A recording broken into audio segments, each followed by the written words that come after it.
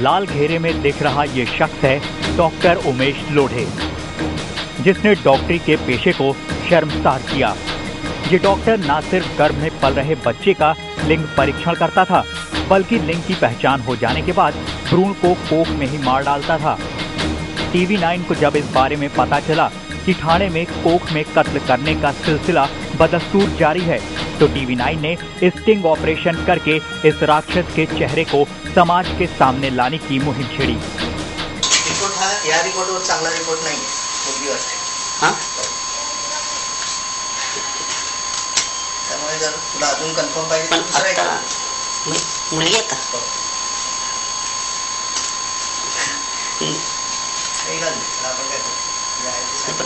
तुम्ही बघितलं अजून 101% कन्फर्म होईल, पण या साइडनी पण कन्फर्म। टीवी 9 पर खबर दिखाते ही खबर का असर हुआ और ठाणे मनपा के स्वास्थ्य अधिकारियों ने डॉक्टर उमेश लोढ़े के गोपिका नर्सिंग होम पर छापा मारकर कई अहम दस्तावेजों के साथ वो रुपए भी बरामद किए जो डॉक्टर को गर्भपात करने के लिए दिए गए थे। इसके अलावा ठाणे मनपा के स्वास्थ्य अधिकारियों ने लिंग परीक्षण करने वाली मशीनों को भी जब्त किया।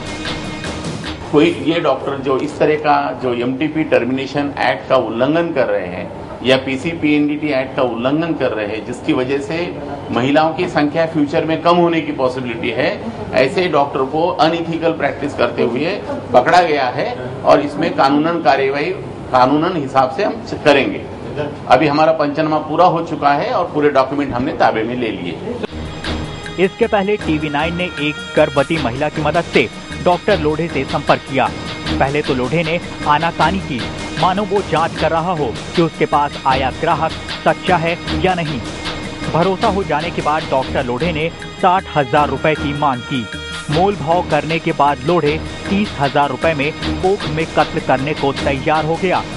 लेकिन अपनी असलियत सामने आने के बाद ये दरिंदा डॉक्टर बेशर्मी से कह रहा है कि उसने कुछ भी नहीं किया। नहीं, आरोप जो उन्होंने लगाए हैं बेबुनियाद है और मेरे पास पेशेंट ये अबॉर्शन के लिए आया है, अंदाज से 4.5-5 महीने की केस हस्बैंड के साथ आई है और ना उनका मैंने कोई प्रोसीजर चालू किया है, सिर्फ उनके प्रिलिमिनरी इन्वेस्टिगेशंस चालू थे और तभी ये स्टिंग ऑपरेशन उन्होंने किया है। उनका कहने का मतलब है कि हमने उनको सेक्स बताया, इसे कोई उसमें जानकारी हमने नहीं दी।